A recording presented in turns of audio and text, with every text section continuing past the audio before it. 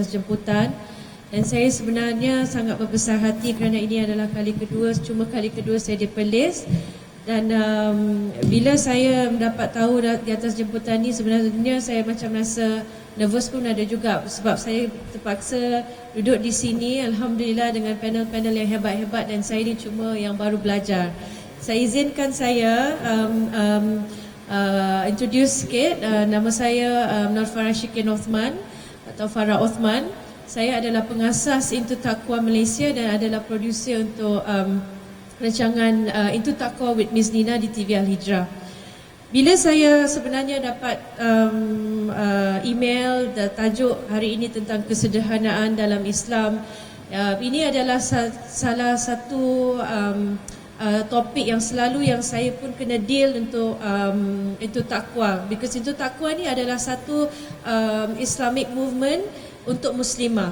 Jadi sebagai saya sendiri yang baru berhijrah daripada 2012, saya pun mempunyai satu macam bit of struggle tentang daripada segi hukum dan bagaimana untuk lagi pemahaman saya sendiri. Saya ingin mengucapkan terima kasih lagi dan saya berasa sangat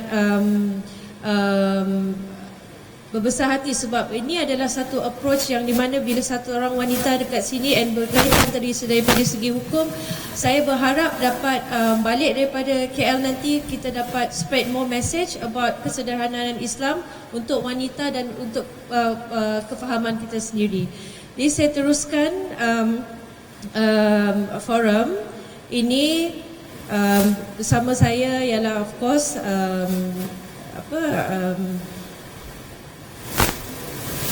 yang sangat saya hormati, yang berbahagia Sahibul Samahah Profesor Madya Datuk Arif Perkasa, yang berbahagia Dr. Mazli Malik dan juga Ustaz yang berbahagia Ustaz Muhammad Khairil Anwar. Datuk, saya proceed ya. Bila kita bercakap tentang kesederhanaan Islam ni Datuk, apa yang sebenarnya dimaksudkan dengan dalam pemilihan hukum dan bagaimana pula dengan konsep memilih hukum yang sederhana? Kerana jika kita melihat kepada pandangan-pandangan ijtihad para ulama, terdapat pelbagai perbezaan sehingga ada yang ganjil. Jadi kalau boleh minta tolong terima kasih. Assalamualaikum warahmatullahi wabarakatuh. Alhamdulillah wassalatu wassalamu ala Rasulillah. Puan moderator, ahli-ahli panel, saya nak rekaskan sebab kita ada dua tamu, dia orang saya selalu bercakap dia boleh, dia orang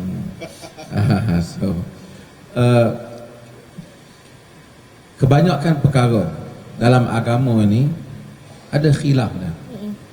Khilaf ni ada pendapat yang berbeza lah. Sukar kita nak dapati perkara yang ijma' ni tak banyak lah, melainkan benda yang jelas dalil lah. Wajib semayang 5 waktu, ijma' lah. Macam mana nak takbir, macam mana nak bacaan doa iftitah dan semuanya akan ada khilaf-khilaf dia. Hatta kadar-kadar aurat juga ada khilaf dia. Kesedar adil al-wasatiyah, maksud adil adalah kita memilih yang mendekati kepada dalil pada sisi kita, kerana kita akan jawab hal ini di hadapan Allah Jalla wa'ala. Tetapi konsep keseluruhan agama itu, kita tahu bahawa agama itu sederhana sifatnya. Dia tidak suka kepada hulu dan dia juga tidak suka kepada kita cuai. Saya ambil contohlah, contoh mudah lah, saya orang perempuan kan. Macam mana kadar Arab wanita? Ada khilaf. Ada yang kata semua, apa pun tak boleh nampak. Ada kata mata kan. Ada kata muka dan tapak tangan boleh nampak. Ada luas sikit, umpamanya dalam Ahnaf dan juga salah satu qaul Ibn Taymiyah menyebut bahawa boleh nampak juga qaul di kalangan Syafi'iyah sendiri. Ada yang boleh nampak juga kaki, kalangan kaki. Ada yang lebih terbuka daripada itu seperti Ibn Ashur tadi saya sebut, kepala pun tidak dianggap sebagai aurat oleh wanita. Disebut oleh Ibn Ashur dan tafsirnya Tahrir wa Tanwir. Oleh kerana itu, tafsir Ibn Ashur, kita akan lihat kalau kita ada banyak pilihan dalam pandangan Banyak ini. fashion sekarang. Banyak pilihan. fashion. Kita tak boleh pilih yang lagi ketat. Kalau kita rasa yang ketat tu kuat, kita kena pilih yang pertama yang mendekati dalil, dan kemudian jika dalil itu hampir sama-sama kukuh, maka kita pilih yang lebih sederhana dalilnya. Okey. Kita mungkin boleh mengamalkan yang ketat untuk diri kita, tapi bukan untuk berfatwa kepada orang lain. Maka untuk fatwa pada orang lain biasanya, sebab itu antara adab orang yang fatwa, untuk diri dia ketat, untuk orang dia akan lebih longgar lah. Sebab dari wanita pun Datuk boleh jadi isu color ni. Kalau kan? Ada pandangan-pandangan yang menyebut bahawasanya wanita digalakkan hitam dan seumpamanya, tapi itu pandangan yang satu pandangan lah yang mengongkong bagi saya. Kita tahu ada isteri-isteri Nabi dalam Aisyah binti Sa'ad meriwayatkan daripada isteri-isteri Nabi bahawasanya isteri Nabi pakaiannya berwarna-warni, ada yang berwarna pink, ada yang berwarna hijau dan seumpamanya. So dengan itu kita ada pilihan pandangan. Tak ada restriction. Tak ada restriction selagi mana dalil tidak jelas berpihak kepada satu-satu kaul. Melainkan kita tengok dalil itu jelas pada satu-satu kaul yang lain itu dianggap ganjil, maka kita tidak pilihlah yang ganjil. Tapi dalil yang jelas itu sentiasa kita katakan tengok tabiat agama sederhana sifatnya. Terima kasih. Okey, sekarang Datuk Mazli. Dr. Mazli, soalan saya, ada setengah masyarakat Islam ni dia keliru dengan memilih hukum yang mudah sehingga membawa kepada bermudah-mudah dengan hukum agama. Boleh tak doktor jelaskan?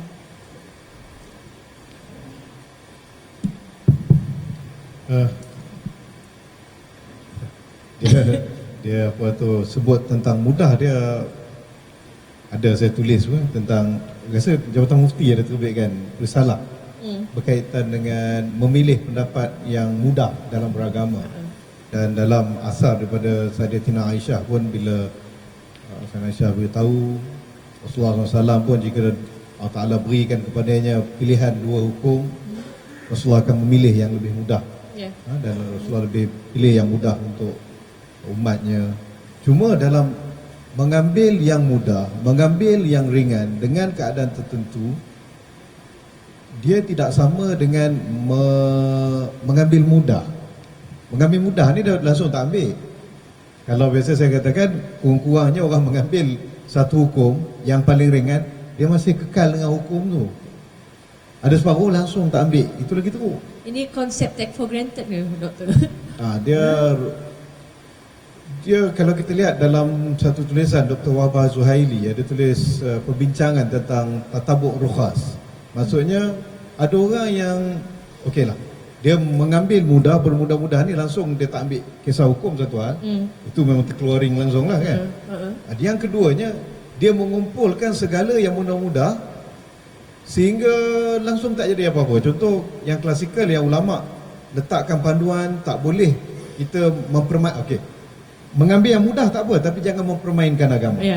Contohnya macam kalau nak menikah, dia ambil pendapat dalam mazhab Maliki, dalam mazhab Hanafi tak perlu wali. Kemudian dia ambil dalam mazhab Maliki tak perlu saksi.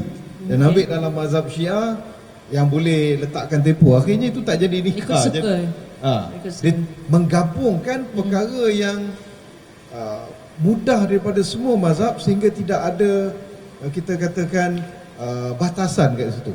Walhal yang mengambil mudah itu, panduan yang telah ulama berikan, antara yang awal bincang ialah Syekh Muhammad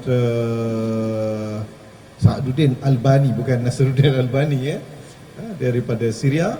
Dia kata mengambil mudah untuk memastikan kita sentiasa mengikuti hukum. Bukan mengambil mudah untuk kita tak mau buat, tetapi mengambil yang mudah supaya kita masih terikat dengan hukum tetapi tidak membebankan. Itu boleh. Yang tak bolehnya bila kita kumpul akhirnya langsung tak buat. Ataupun kumpul perkara yang mudah-mudah sehingga bertentangan satu sama lain. Itu jadi memang hancur lah. Tapi yang paling penting dalam apa pun mengambil pendapat yang mudah, ia perlu didasari oleh pertama sekali dalil. Kita kena tahu dalil, kan? Dan yang keduanya kita buat itu berdasarkan titik tolak dia ketakwaan. Supaya kita nak dekat dengan Allah, kita masih lagi nak mengamalkan Islam itu, tetapi dalam keadaan yang bersesuaian dengan itu. Contoh, saya ambil contoh, dalam kes dia biasanya hukum hakam yang dipanggil rukhsah, keringanan. Ya. Contoh macam kita ambil pendapat Imam Nawawi yang membenarkan supaya boleh kita jamakkan solat dalam keadaan-keadaan yang mendesak, walaupun bukan dalam kita bermusafir, walaupun bukan kita keadaan sakit. Kenapa? Kerana adanya dalil yang Ibn Abbas pernah menjamakkan solat tanpa ada, bukan kerana hujan, bukan kerana sakit, bukan kerana musafir. Jadi dalam kes itu kita mengambil yang mudah itu untuk dalam keadaan kerja tertentu, doktor, orang trafik, budak periksa dan lain-lain. Doktor, macam mana pula dari segi orang kata hukum wuduk suami isteri? Ada yang kata kalau ni kita nak teruskan solat, kita tak boleh salam suami. Kes gini, kalau tersentuh isteri ataupun suami batal ataupun tidak wuduknya gitu.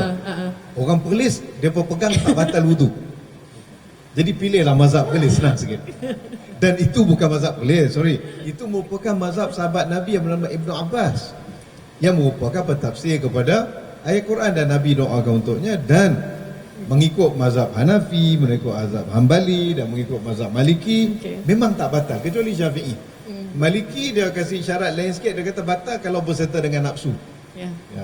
Jadi pada saya, kita ambillah pendapat yang jumhur ni. Tapi kalau siapa masih nak pegang dengan mazhab Syafi'i, itu pilihan masing-masing.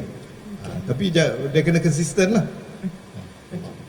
Bagi Ustaz, saya nak tanya, apakah panduan secara umum untuk masyarakat Islam jadikan rujukan dalam memilih sesuatu hukum? Bismillahirrahmanirrahim. Alhamdulillah wassalatu wassalamu ala Rasulillah wa ba'd. Apakah panduan kepada orang awam?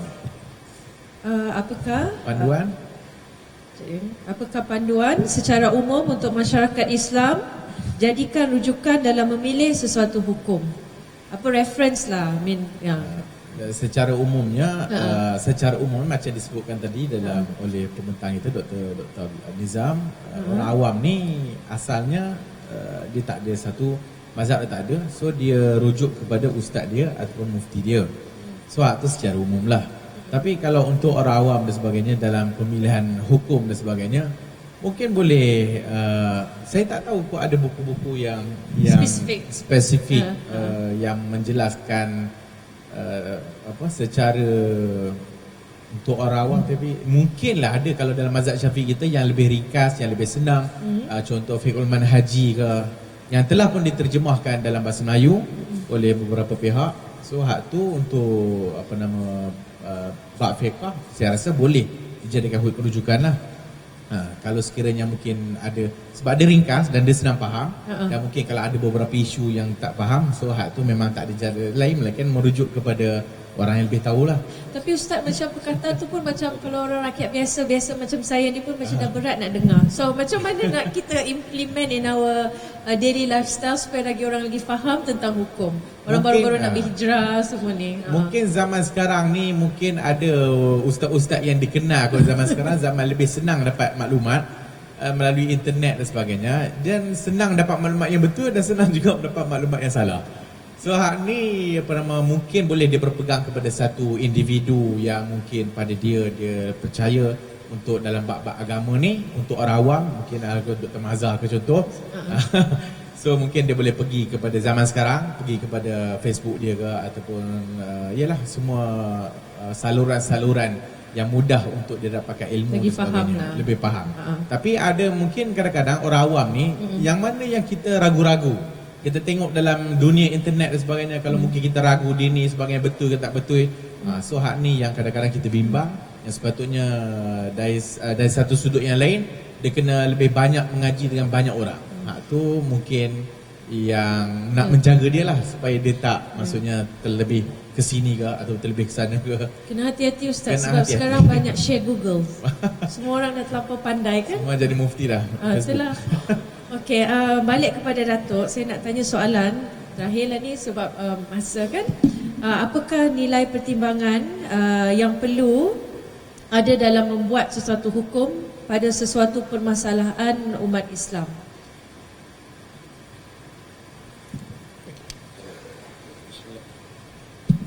Bismillah.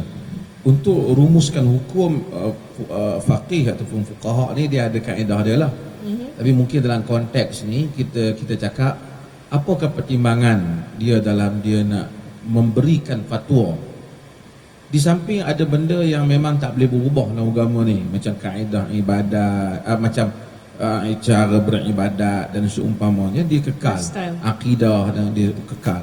Tapi ada perkara yang hatta dalam ibadat juga kadang-kadang dia berbeza berdasarkan kepada keadaan masyarakat itu. Jadi mufti ataupun orang mufti ni bukan mesti mufti yang dilantik. Dr. Mazli pun dia mufti juga, kerana dia maksudnya orang yang ditanya fatwa kepadanya. Ada yang rasmi dan ada yang tidak rasmi. Orang yang memberi fatwa hendaklah mengambil kira soalan latar orang yang bertanya. Kalau orang tu sakit, dia tanya bab macam mana nak ambil wudu. Jadi dia kena ambil, dia tak payahlah cerita bab wudu 3 kali yang paling. Mungkin dia terus ringkaskan bab wudu, dia akan cerita tentang tayamum bagi orang yang sakit umpamanya.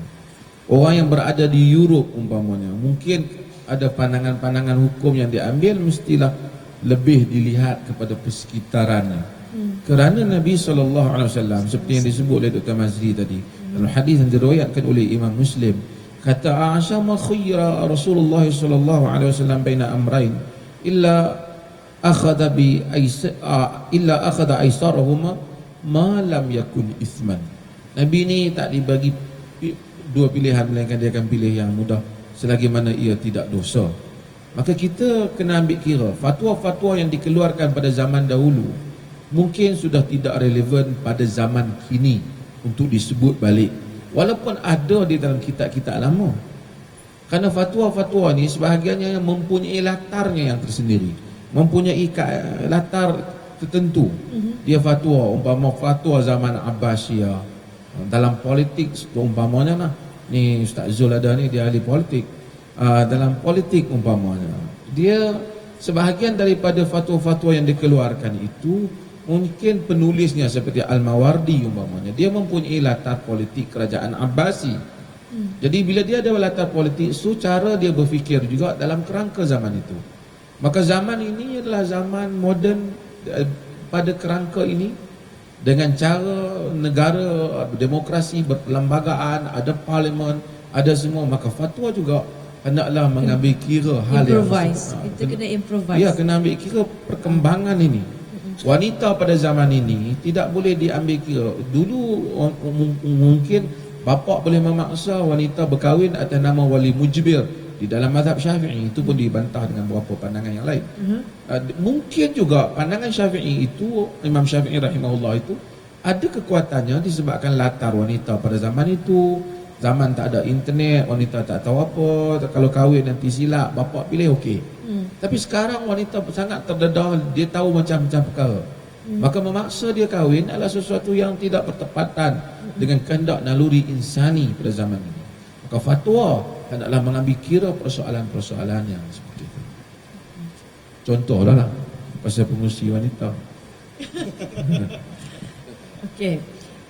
Dr. Mazli, saya nak tanya sebab saya tahu that Dr. Mazli ni banyak involved daripada NGO, banyak aktiviti-aktiviti kan.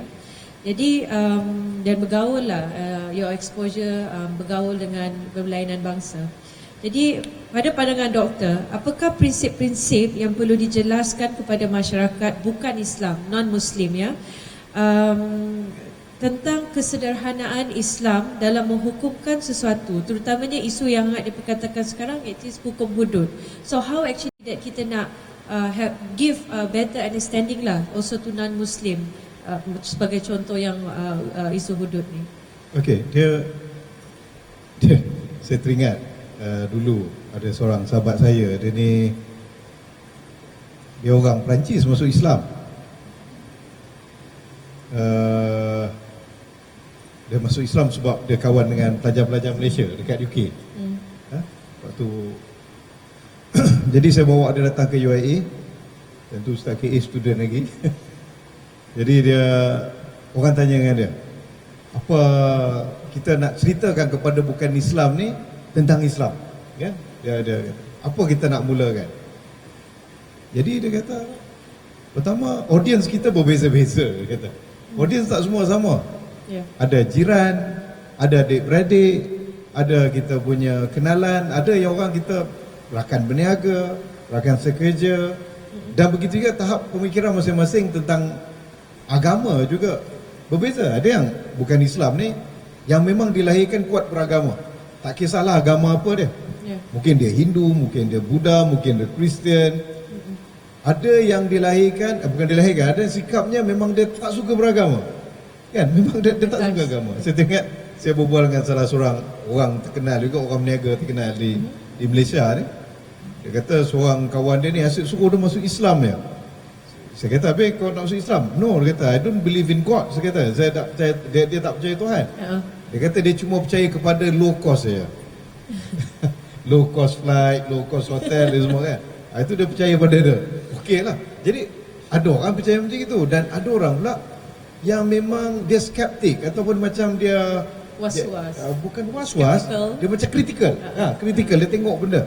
Jadi dalam kita nak berbicara dengan bukan Islam seperti macam ini, pertamanya kita kena tengok siapa, tempat apa dan apa nak bawa, dan kadang mungkin tak kena. Perkataan pertama kita nak perkenalkan kepada bukan Islam tentang hudud, kan? Akhirnya kita akan berbicara pada benda yang masih boleh diperbincangkan lagi, walhal benda paling utama dia tidak faham kat situ. Tapi doktor, macam very interesting sebab saya selalu ke Brunei kan. Sebenarnya negara Brunei ni kawan sahabat saya Chinese di Malaysia, orang tengok ada satu example sebab dia tengok okey je bila diimplement sistem hudud dekat sana. Maybe there's another way, orang kata based on action kan. Tak, dia orang dia ada proses-proses dia lah, bukannya terus tak, adakah pendapatan rakyat Malaysia seperti pendapatan rakyat Brunei? No. Adakah kadar jenayah di Malaysia seperti kadar jenayah di Brunei? Jadi dia ada faktor-faktor lain. Tapi adakah persoalannya, adakah bijak untuk kita berjumpa dengan non-Muslim, walhal dalam Islam ni banyak package lain yang lebih menarik. Macam kita sebutkan tadi, tentang ihsan, tentang rahmah, tentang kebersihan, menjaga orang tua, damai, ya. peaceful, Saya teringat lagi ada antara bukan Islam yang dia tertarik dengan Islam kerana dia kata orang Islam dia jaga ibu bapanya yang tua, kan, menghormati bila dah tua dan sebagainya. Dia tertarik sebab dia kata dia tak ada motivasi untuk jaga orang tua dah, kecuali lepas dia tengok orang Islam jaga. Dan ada yang tertarik bila dia lihat sikap akhlak orang Islam tu. Jadi package yang banyak dalam Islam. Jangan bersikap amanah, jangan menipu. Sebut amanah, Ustaz Zul senyum ya. Okey. Apa tak? Bersikap jujur, sistem nilai kita yang banyak itu. Adab. Yes. Ataupun mungkin separuh orang dia berminat dengan benda-benda saintifik dalam Quran. Yeah. Ada orang dia lebih berminat dengan contohnya kita kata hukum hakam dalam Quran. Tetapi bila kita bawa satu juzuk saja, hudud, yang satu juzuk dalam Islam yang lebih bersifat kepada hukuman kepada pesalah, bagi lagi orang yang Muslim terkejut lah. So kena kena cari better approach. Dan kita bawa Islam yang lebih menyeluruh dan lebih indah. Okey, berbahagia Ustaz. Ini last question sebab Ustaz Ustaz, bagaimana nak menangani perbezaan pandangan dalam isu akidah, sama ada isu pokok atau ranting? Bagaimana pandangan Ustaz tentang fikrah perjuangan sesuatu golongan hingga mengaitkan dengan akidah perjuangan? This is since the last question, bagi lebih sikit dengan Ustaz. Satu tadi apa? Yang satu tadi apa? Pertama ni? Bagaimana nak menangani perbezaan pandangan dalam isu akidah? Differences lah. Bagaimana nak menangani isu perbezaan pandangan dalam bab akidah? Pertama, isu akidah ni sebenarnya isu yang semua maksudnya tak banyak isu yang diperselisihkan sebenarnya. Yang banyaknya usul, yang banyaknya asas dari Islam tu semua sama.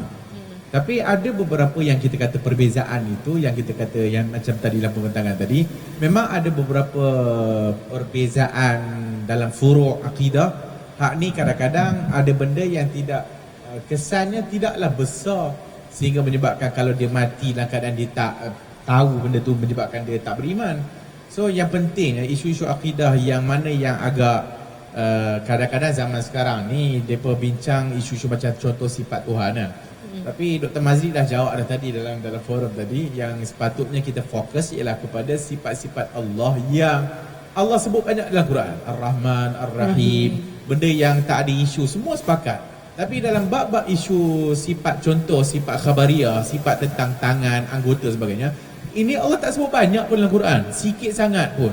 Tetapi seolah-olahnya zaman sekarang itulah yang besarnya akidah dan kita menyebabkan kita hukum dengan orang disesat dan sebagainya, disebabkan isu yang Quran sebut sikit tu, disebutkan isu yang hadis Nabi sebut sikit tu. Tetapi isu yang banyaknya lepas akidah yang semua kita sepakat, maka hak ni sebenarnya tidak ada isu pun sebenarnya. So kadang-kadang kepada mereka yang duk mengaji agama ni pun cukuplah kita faham asas kepada akidah yang kita semua boleh faham dan sebagainya. Adapun isu-isu kecil-kecil ataupun isu-isu yang dipergaduhkan itu seeloknya tak dibahaskan secara umum lah, kita tanyalah. Dia suka buat isu. Dia suka buat isu. Orang zaman sekarang suka buat isu. Tetapi yang sepatutnya kita sepakat semua, dia tak bahas pun kan. Berikutnya apa tadi?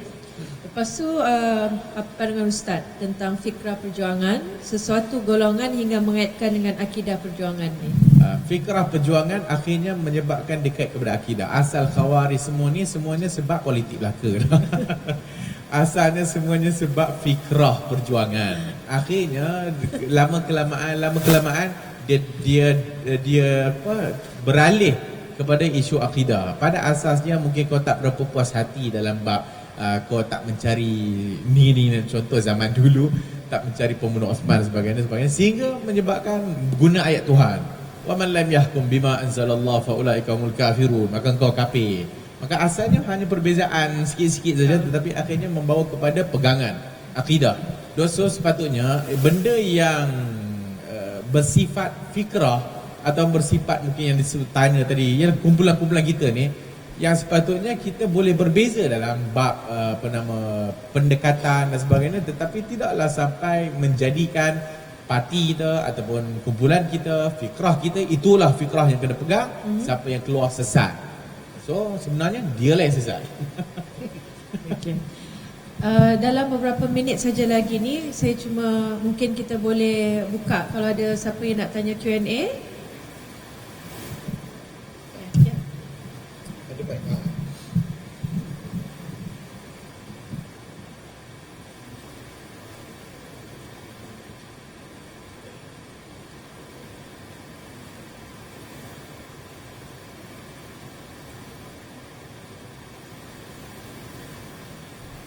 Kalau nak tanya pun, I think masa yang baik untuk bertanya dari segi hukum untuk wanita ke, kalau ada yang nak bertanya.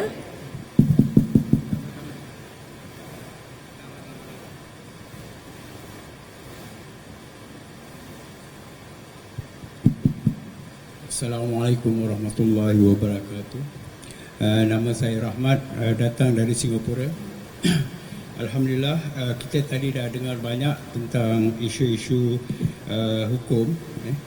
Kerana kerangka hukum biasanya mementingkan aspek teknikal, aspek norma tingkah laku, behavior di peringkat makro. Tapi soalan saya yang saya nak bawa dibincang adalah, jika kita lihat realiti negara-negara membangun pada hari ini yang tidak mempunyai polisi yang agak mesra kepada OKU.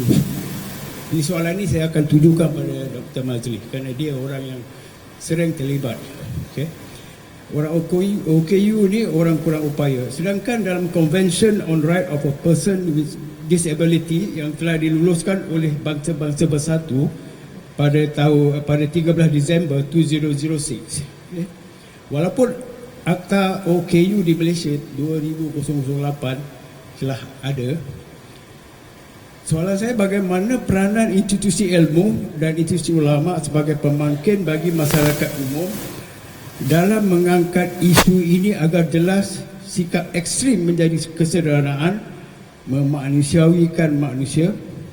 Walaupun sebagai umat Islam, sama ada dia minoriti atau majoriti dalam sebuah negara, kerana ia ini sumber manusia walaupun mereka sempurna atau tidak, kejayaan sifat mereka, kerana mungkin mereka-mereka ini akan dapat mengangkat martabat ummah di masa-masa akan datang. Jadi soalan saya, bagaimana peranan institusi ilmu dan institusi ulama terhadap isu ini? Wallahu a'lam. Terima kasih. Dia agak menarik kalau kita lihat sepanjang sejarah Islam. Bila orang sebut tentang, sebelum kita pergi kepada jawapan bila sebut tentang perhambaan, kan, slavery, orang akan terbayangkan apa? Hamba yang tak pakai baju, kakinya digari, tangannya dipasung, kan, diseksa, kerja lebih dan sebagainya. Tapi dalam sejarah Islam, yang ulama mufassirin, anak-anak murid kepada Ibnu Abbas, yang kadang kita baca tafsir Ibnu Kathir, kita baca tafsir Tabari, ulama-ulama tafsir itu ramainya di kalangan maula ataupun mawali Ibnu Abbas, hamba-hamba. Dan kalau kita bukakan Syiar A'lamun Nubala itu, banyak sekali di antara ulama-ulama itu yang asalnya hamba.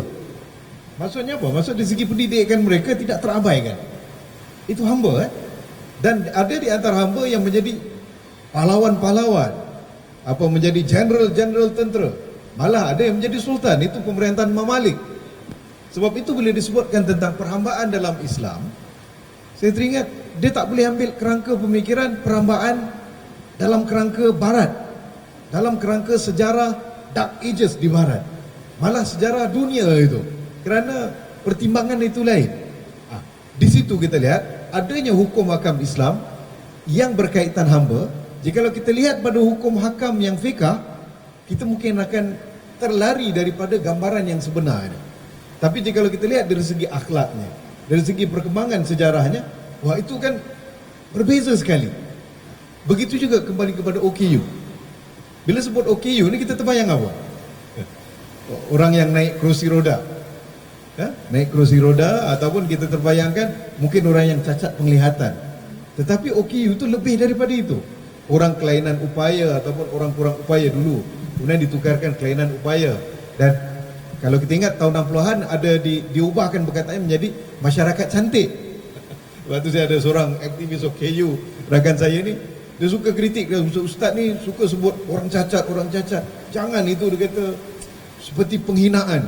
Dia kata OKU pun tak boleh. Patut dia sebut apa? Dia kata sebut masyarakat cantik. Dia kata, satu cadangan yang baik juga. Mungkin di Perlis boleh mulakan. Tapi kalau buat dekat parking untuk masyarakat cantik, nanti ramai pula yang parking kat situ.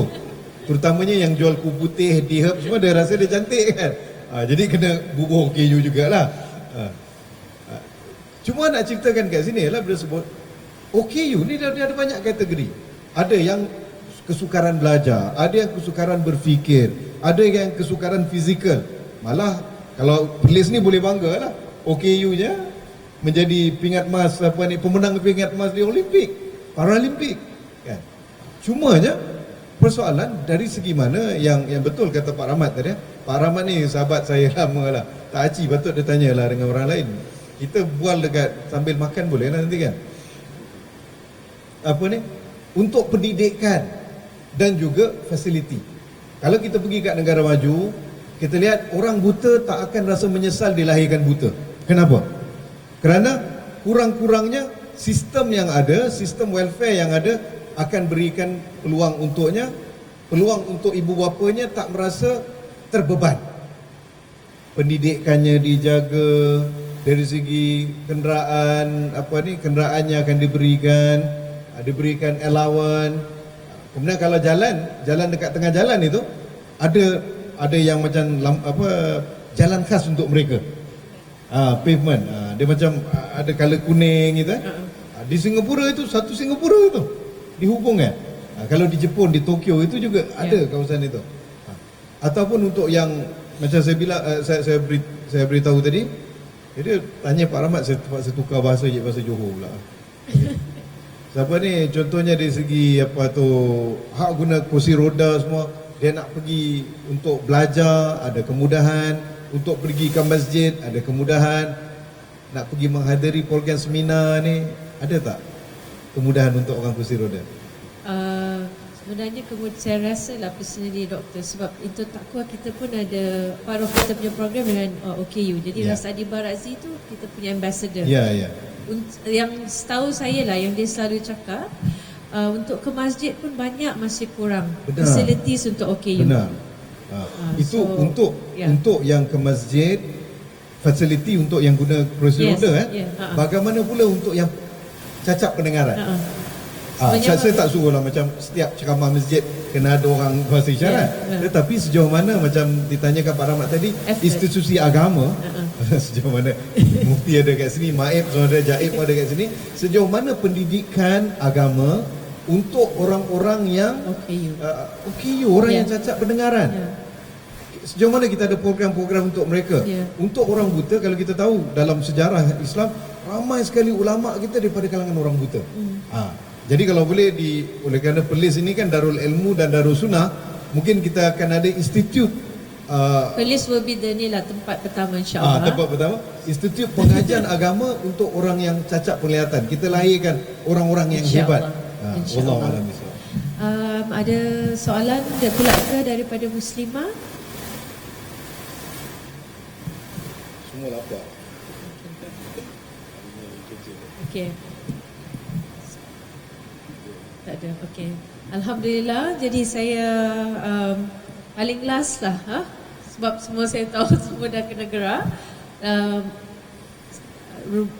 Kesimpulan sikit daripada Datuk. Okay, terima kasih Musi dan hadirin sekalian. Kita punya tujuan keseluruhannya ialah kita nak gambarkan agama ini sentiasa memilih sesuatu yang praktikal. Praktikal tu bukan kerana kita terpaksa, tapi dia sifat agama itu sendiri. Maka dengan itu dia sederhana, dia akan sesuatu yang dapat. Kerana tujuan Tuhan turunkan agama untuk manusia boleh amalkan. Dia bukan turun benda yang manusia tak boleh buat. So dia akan turunkan agama yang manusia boleh buat. So kita jangan mengeluarkan pandangan agama yang orang tak boleh buat lah. Keluarkan pandangan yang orang boleh buat. Kerana kalau ada pandangan yang orang tak boleh buat, kita tahu bahawa Tuhan tak akan turunkan itu. Kerana tabiat Tuhan itu yuridullahu bikumul yusra wala yuridu bikumul usra. Tuhan mau daripada kamu mudah, dia tak mau daripada kamu susah. Maka kecenderungan fatwa dan kecenderungan pandangan hukum ke ahli-ahli agama, mereka hendaklah memilih sesuatu yang realistik untuk umat pada zaman kini. Terima kasih. Terima kasih Datuk, dan sekian berakhirnya forum kita pada hari ini. InsyaAllah ada rezeki boleh jumpa lagi, dan saya sekali lagi mengucapkan terima kasih kepada Jabatan Mufti Perlis dan semua ahli panel, dan kepada semua muslimin dan muslimat yang hadir pada hari ini. Assalamualaikum warahmatullahi wabarakatuh.